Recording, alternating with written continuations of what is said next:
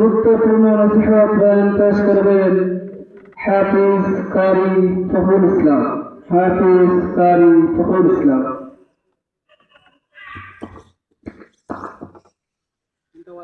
السلام عليكم ورحمة الله وبركاته. وعليكم السلام. الحمد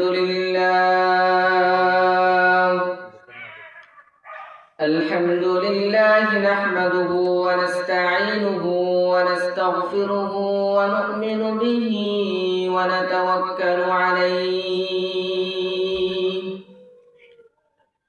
ونعوذ بالله من شرور أنفسنا ومن سيئات أعمالنا.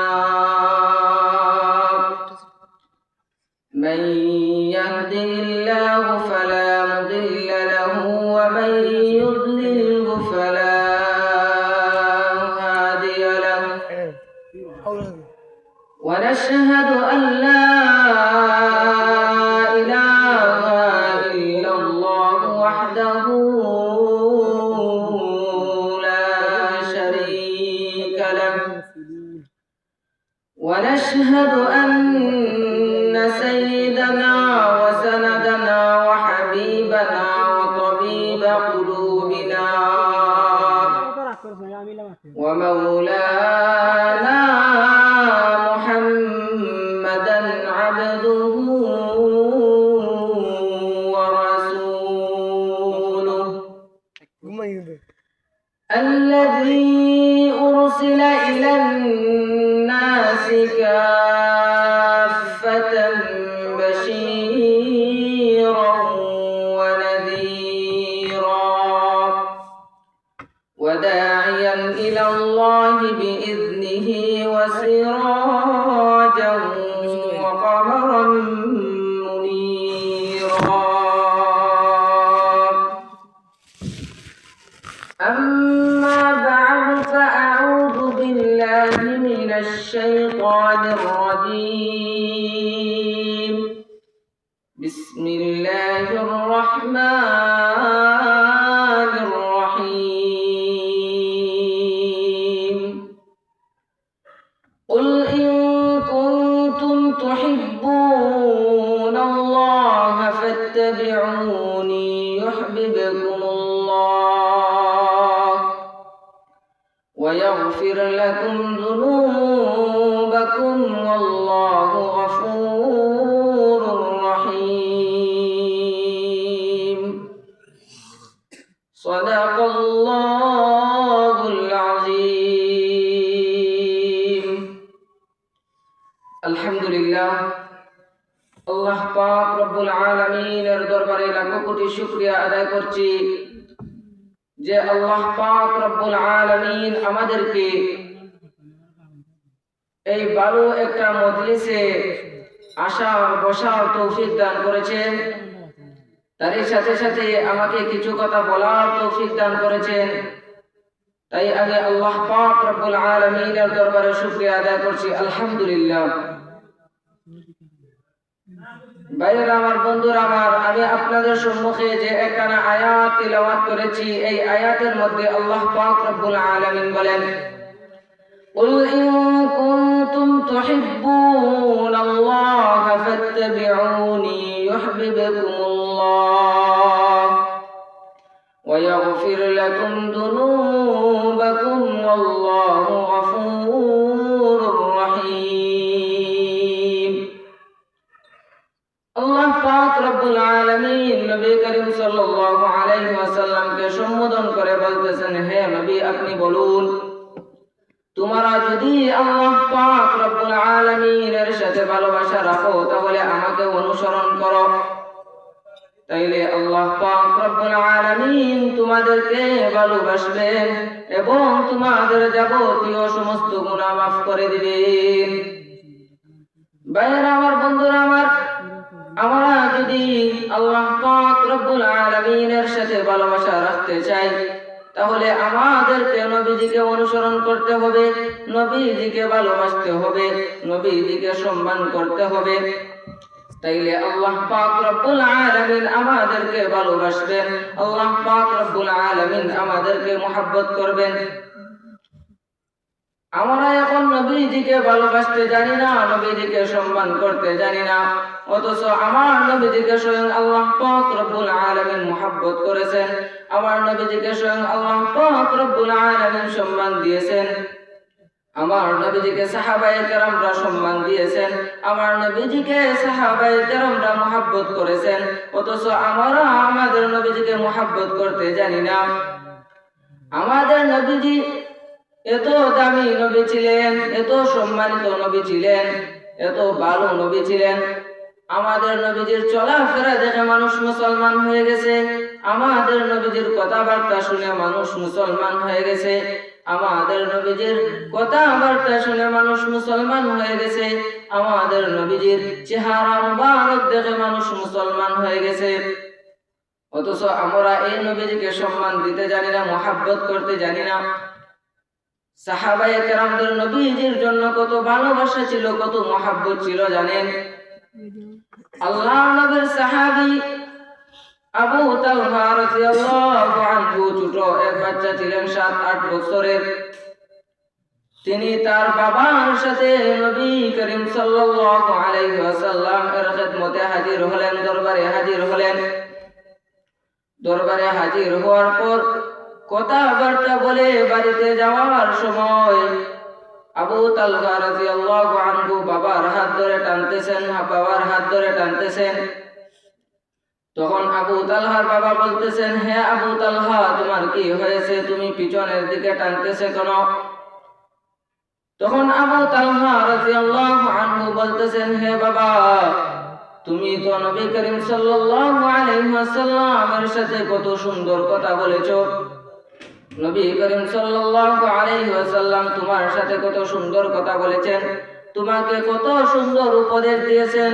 হে আব্বু, আমারও তো মনে চায় নবী করিম সাল্লাল্লাহু আলাইহি ওয়াসাল্লামের সাথে কথা বলবো, আমারও তো মনে চায় নবী করিম সাল্লাল্লাহু আলাইহি ওয়াসাল্লাম আমাকে উপদেশ দিবেন, আমি নবী করিম সাল্লাল্লাহু আলাইহি ওয়াসাল্লামের উপদেশ মানব।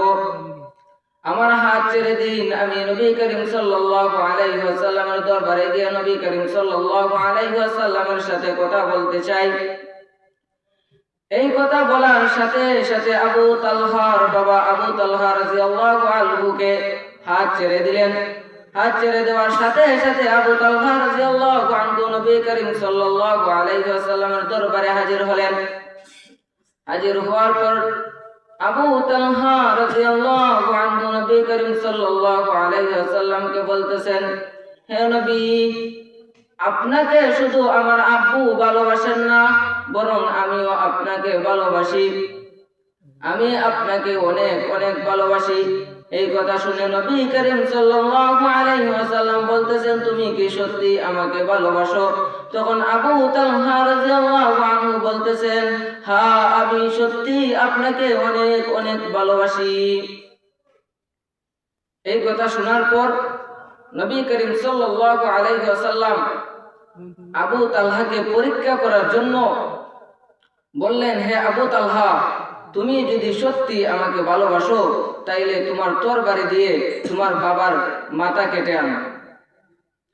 এই কথা বলার সাথে সাথে আবু তালহা রাদিয়াল্লাহু আনহু নবীজির আদেশ পাওয়ার পর তরবারি দিয়ে বাবার মাথা কেটে আনার জন্য দৌড় দিলেন। তারপর নবী করিম সাল্লাল্লাহু আলাইহি ওয়াসাল্লাম আবু তালহাকে বললেন, হে আবু তালহা, আমি সত্যি সত্যি তোমাকে তোমার বাবার মাথা কেটে আনার জন্য বলি নাই, বরং আমি তোমাকে পরীক্ষা করার জন্য বলেছি। আমি দেখতে চেয়েছি তুমি আমাকে বেশি ভালোবাসো না তোমার বাবাকে বেশি ভালোবাসো। তুমি সত্যি আমার পরীক্ষার মধ্যে পাস করেছো, তুমি আমাকে ভালোবাসো, তুমি পরীক্ষার মধ্যে পাস করেছো। এই ছোট্ট শিশু আবু তালহা রাদিয়াল্লাহু আনহু নবীজির জন্য কত মহব্বত ছিল, কত ভালোবাসা ছিল। নবীজির আদেশ মানার জন্য আবু তালহা রাদিয়াল্লাহু আনহু তার বাবার মাথা কেটে আনার জন্য চলে গেছেন। আবু তালহা রাদিয়াল্লাহু আনহুর কতটুকু মহব্বত ছিল নবীজির জন্য। আর আমাদের নবীজির জন্য মহব্বত নেই, নবীজির জন্য ভালোবাসা নেই। এক মহিলা সাহাবার নবী করিম সাল্লাল্লাহু আলাইহি ওয়াসাল্লামের জন্য কত মহব্বত ছিল। উহুদ যুদ্ধ শেষ হওয়ার পর এই মহিলা যাইতেছে, তখন মানুষ বলতেছে, কেউ কেউ বলতেছে তোমার বাবা মারা গেছে, কেউ কেউ বলতেছে তোমার স্বামী মারা গেছে, আবার কেউ কেউ বলতেছে তোমার পুত্র মারা গেছে। তখন এই মহিলা বলতেছে, তোমরা আগে আমাকে বলো নবী করিম সাল্লাল্লাহু আলাইহি ওয়াসাল্লাম জীবিত আছেন কিনা।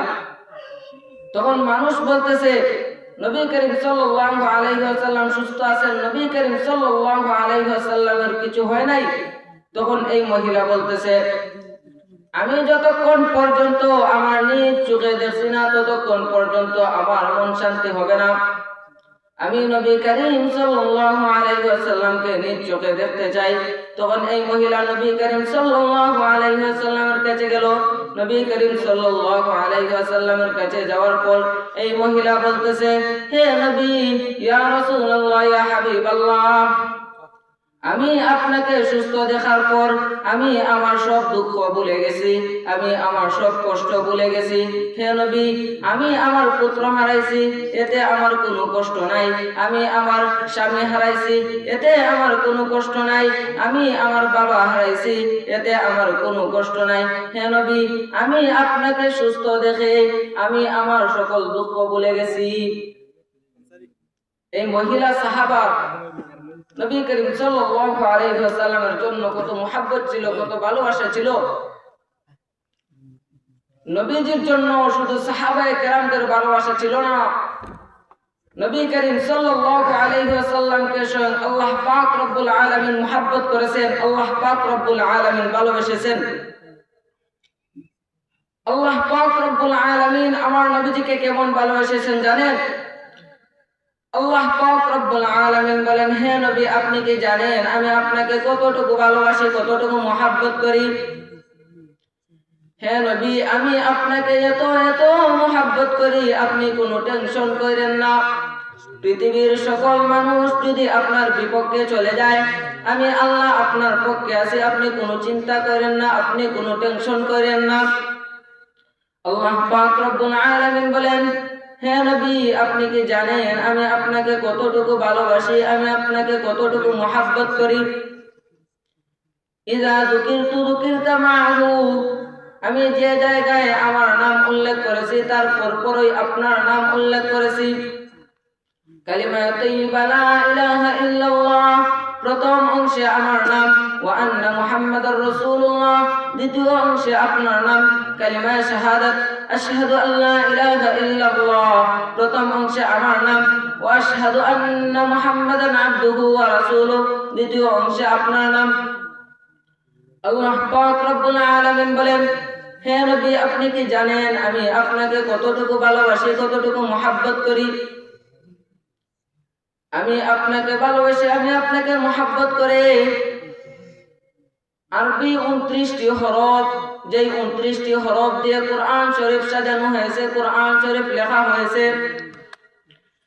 এই 29টি হরফ আমি আপনার নাম এবং গুণাগুণের নাম দিয়ে সাজিয়ে দিয়েছি। আল্লাহ পাক রব্বুল আলামিন বলেন, আপনি আলিফকে টান দেন আমার নবী আহমদ, আপনি বাকে টান দেন আমার নবী বাশির, আপনি তাকে টান দেন আমার নবী তাকি, আপনি সাকে টান দেন আমার নবী সাকিব, আপনি জিমকে টান দেন আমার নবী জামিল, আপনি হাকে টান দেন আমার নবী হামিদ, আপনি খাকে টান দেন আমার নবী খাতামুন নবিয়্যিন লা নবিয়্যা বা'দি, আপনি দালকে টান দেন আমার নবী দায়ান ইলাল্লাহি বিইذনিহি, আপনি দালকে টান দেন আমার নবী যাকি, আপনি রাকে টান দেন আমার নবী রাহমাতুল লিল আলামিন, আপনি জাকে টান দেন আমার নবী জাহিরুল জান্নাহ, আপনি সিনকে টান দেন আমার নবী সাইয়্যিদুল বাশার, আপনি শিনকে টান দেন আমার নবী শাফিউল মুজনিবিন, আপনি সাদকে টান দেন আমার নবী সফিউল্লাহ, আপনি দাদকে টান দেন আমার নবী দামিন, अपने तौआ के टंदन अमर नबी तय्यब, अपने ज़ा के टंदन अमर नबी ज़ाहिर, अपने आन के टंदन अमर नबी अजीज, अपने गन के टंदन अमर नबी गुयूर, अपने फा के टंदन अमर नबी फारिक़ बैनल हक़्क़ि वल बातिल, আপনি কফকে টান দেন আমার নবী কারিউল কুরআন, আপনি কাফকে টান দেন আমার নবী কাফিরুল উম্মাহ, আপনি লামকে টান দেন আমার নবী লাঈমুশ শাইতান, আপনি মিমকে টান দেন আমার নবী মুহাম্মদ, আমার নবী মুজাম্মিল, আমার নবী মুদ্দাসির, আপনি নুনকে টান দেন আমার নবী নাযির, আপনি ওয়াওকে টান দেন আমার নবী ওয়াকিল, আপনি হামজাকে টান দেন আমার নবী আমিন, আপনি ইয়াকে টান দেন আমার নবী ইয়াসিন। আল্লাহ পাক রব্বুল আলামিন বলেন, হে নবী আপনি কি জানেন আমি আপনাকে কতটুকু ভালোবাসি, কতটুকু মুহাব্বত করি? আবু জাহেল, আবু লাহাব, উতবা, সাইবা তারা হেঁটে হেঁটে বলতো এই পৃথিবীতে মুহাম্মদের কোনো বংশ থাকবে না, মুহাম্মদের কোনো নাম গন্ধ থাকবে না, কারণ মুহাম্মদের কোনো ছেলে সন্তান বেঁচে নাই। মুহাম্মদের ছেলে সন্তান ছিল, তারা সবাই মারা গেছে, তাই মুহাম্মদের কোনো বংশ থাকবে না, মুহাম্মদের নাম লওয়ার জন্য কোনো মানুষ থাকবে না। আল্লাহ পাক রব্বুল আলামিন বলেন, হে নবী আপনি কি জানেন আমি আপনাকে কতটুকু ভালোবাসি? হে নবী আমি আপনাকে ভালোবেসে আপনার নাম এই দুনিয়াতে কিয়ামতের আগ পর্যন্ত মানুষের মুখে মুখে উচ্চারিত থাকবে, মানুষের মুখে মুখে থাকবে। কেমনই ভাবে আপনার নাম আমি জারি রাখবো আপনি কি জানেন? দেখেন মুসলমানের বাচ্চা যখন তাদের নাম রাখা হয়, যখন নাম রাখা হয় উসমান, তখন অটোমেটিক তাদের নামের আগে দিয়ে লাগানো হয় মোহাম্মদ উসমান। যখন নাম রাখা হয় আলী, তখন অটোমেটিক নামের আগে দিয়ে লাগানো হয় মোহাম্মদ আলী। যখন নাম রাখা হয় ওমর, তখন অটোমেটিক বলা হয় মোহাম্মদ ওমর। কিন্তু আপনি তাকিয়ে দেখেন এই উতবা, সাইবা, আবু লাহাব, আবু জাহাল তাদের নাম এখন কাফির পর্যন্ত মুখে আনে না। যেই নবীজিকে স্বয়ং আল্লাহ পাক রব্বুল আলামিন সম্মান দিয়েছেন, যেই নবীজিকে স্বয়ং আল্লাহ পাক রব্বুল আলামিন দাম দিয়েছেন, এই নবীজিকে আমরা সম্মান দেই না, এই নবীজিকে আমরা দাম দেই না। যেই নবীজিকে আমরা মুহাব্বত, যেই নবীজিকে আল্লাহ পাক রব্বুল আলামিন মুহাব্বত করেছেন, এই নবীজিকে আমরা মুহাব্বত করি না। আমরা দাবি করি আমরা আশিকে রাসূল, কিন্তু আমরা তা বাস্তবায়িতভাবে পালন করি না। আমাদের নবীজিকে নিয়ে কটূক্তি করে আমরা তার বিরুদ্ধে কোনো প্রতিবাদ করি না। আমাদের নবীজিকে নিয়ে বাজে মন্তব্য করে আমরা তার বিরুদ্ধে কোনো কথা বলি না। যেই নবীজিকে স্বয়ং আল্লাহ পাক রব্বুল আলামিন সম্মান দিয়েছেন, যেই নবীজিকে আল্লাহ পাক রব্বুল আলামিন মুহাব্বত করেছেন, এই নবীজিকে আমরা সম্মান করি না, এই নবীজিকে আমরা মুহাব্বত করি না।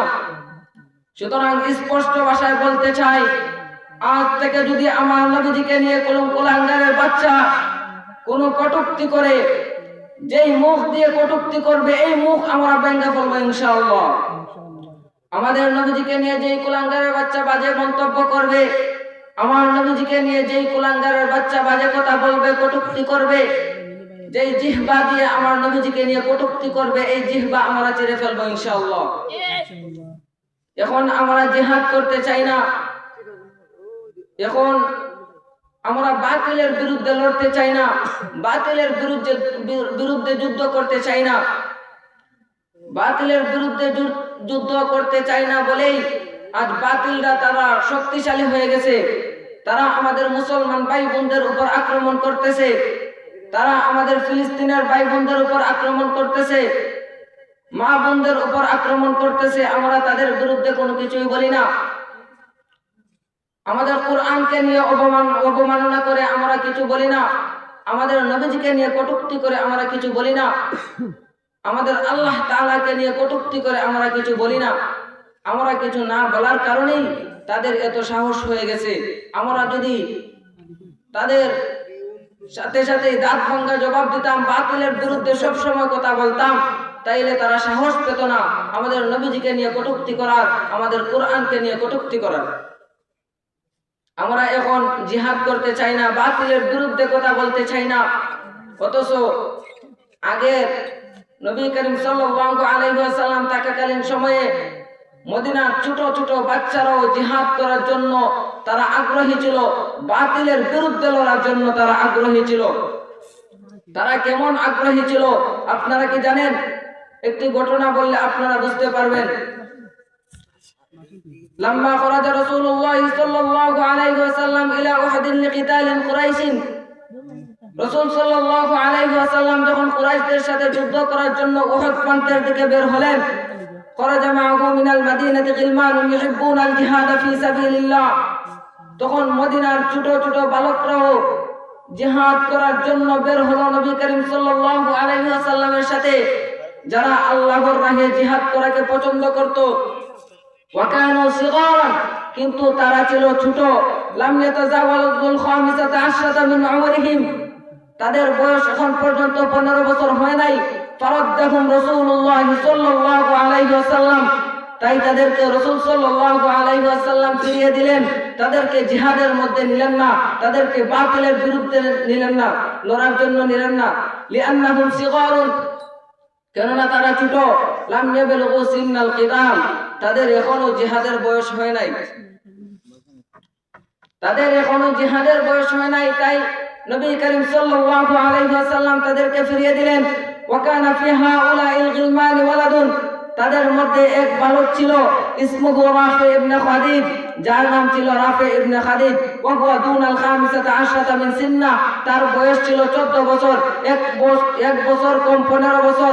ওয়া কানা ইয়াতাতাওয়ালা মিন শিদ্দাতিশ শাউক, তার জিহাদের প্রতি এত আগ্রহী ছিল, সে জিহাদের প্রতি আগ্রহী হওয়ার কারণে সে তার গর্দানকে উঁচু করে দাঁড়ালো, যেন নবী করিম সাল্লাল্লাহু আলাইহি ওয়াসাল্লাম মনে করেন সে জিহাদের বয়সে পৌঁছে গেছে, সে বড় হয়ে গেছে, যাতে তাকে জিহাদের মধ্যে নিয়ে যান। তাই সে নিজ ইচ্ছা অনুযায়ী সে তার গর্দান উঁচু করে দাঁড়ালো। ছোট ছোট বাচ্চারা তারা জিহাদে যাওয়ার জন্য গর্দান উঁচু করে দাঁড়াইতো, বাতিলের বিরুদ্ধে লড়ার জন্য তারা কত আগ্রহী ছিল, বাতিলের বিরুদ্ধে লড়ার জন্য তাদের কত টান ছিল, হকের পথে কথা বলার জন্য তাদের কত আগ্রহী ছিল। এই রাফে তার গর্দান উঁচু করে দাঁড়ালো, যাতে নবী করিম সাল্লাল্লাহু আলাইহি ওয়াসাল্লাম মনে করেন সে বড় হয়ে গেছে। ওয়া কানা ইয়াতাবাওয়ালা মিন শিদ্দাতিশ শাউক, এই রাফে তার গর্দান উঁচু করে দাঁড়ালো। লিয়াযুন্নান নাস আন্নাহু কাবীরুন, যেন মানুষ মনে করে সে বড় হয়ে গেছে। ক্বাদ বালাগা সিন্নাল কিতাল, সে জিহাদের বয়সে পৌঁছে গেছে। ওয়ালাকিন্না রাসূলুল্লাহ সাল্লাল্লাহু আলাইহি ওয়াসাল্লাম রাদ্দাহু, কিন্তু রাসূল সাল্লাল্লাহু আলাইহি ওয়াসাল্লাম রাফেকে ফিরিয়ে দিলেন। লিআন্নাহু আরাফা আন্নাহু সাগীরুন, কারণ রাসূল সাল্লাল্লাহু আলাইহি ওয়াসাল্লাম তার পেয়ে গেছেন রাফে ছোট। ওয়া আন্নাহু ইয়াতাতাওয়ালা, সে বড় হওয়ার বান ধরেছে। ফাশাফা লাহু আবুহু, তখন রাফে এর বাবা এই রাফে এর জন্য নবী করিম সাল্লাল্লাহু আলাইহি ওয়াসাল্লামের কাছে সুপারিশ করলেন এবং বললেন, ইয়া রাসূলুল্লাহ, ইয়া হাবিবাল্লাহ, ইন্না বনি রাফিআন রামিন, আমার ছেলে রাফে তীর নিক্ষেপ করতে পারে, তীর চালাইতে পারে। ফাআদিনা লাহু রাসূলুল্লাহ সাল্লাল্লাহু আলাইহি ওয়াসাল্লাম, তখন রাসূল সাল্লাল্লাহু আলাইহি ওয়াসাল্লাম রাফেকে জিহাদে যাওয়ার অনুমতি দিলেন। রাফে এর বাবা যখন নবী করিম সাল্লাল্লাহু আলাইহি ওয়াসাল্লামের কাছে সুপারিশ করলেন যে ইয়া রাসূলুল্লাহ, ইয়া হাবিবাল্লাহ, আমার ছেলে দেখতে ছোট কিন্তু সে তীর নিক্ষেপ করতে পারে, তীর চালাইতে পারে, তখন নবী করিম সাল্লাল্লাহু আলাইহি ওয়াসাল্লাম এই রাফেকে জিহাদে যাওয়ার অনুমতি দিলেন।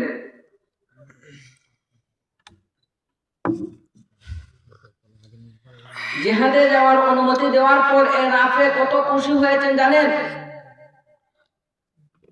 ছোট ছোট বাচ্চারা ঈদের দিন নতুন পোশাক পরিধান করার পর যেমন খুশি হয়, তার থেকেও বেশি খুশি হয়েছে রাফে যখন নবী করিম সাল্লাল্লাহু আলাইহি ওয়াসাল্লাম জিহাদের অনুমতি দিয়েছেন।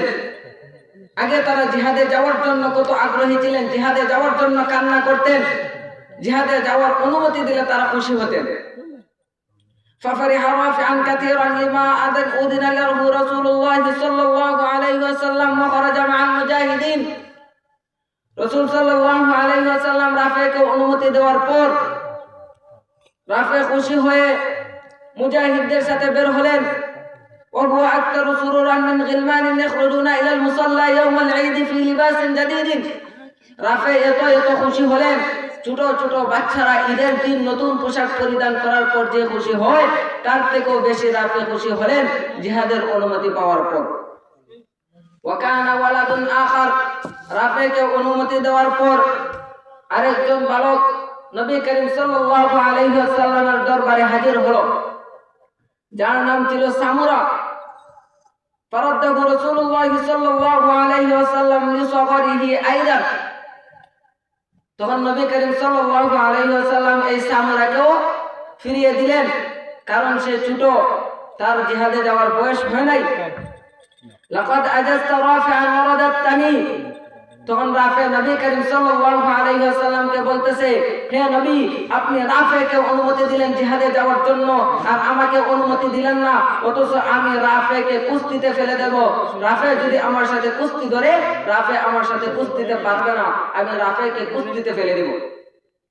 তখন রাসূল সাল্লাল্লাহু আলাইহি ওয়াসাল্লাম দুজনকে কুস্তি ধরার জন্য অনুমতি দিলেন। কুস্তি ধরার জন্য অনুমতি দেওয়ার পর রাফি এবং সামুরা কুস্তি ধরলো। সামুরা তার কথা মতো রাফিকে কুস্তিতে ফেলে দিল।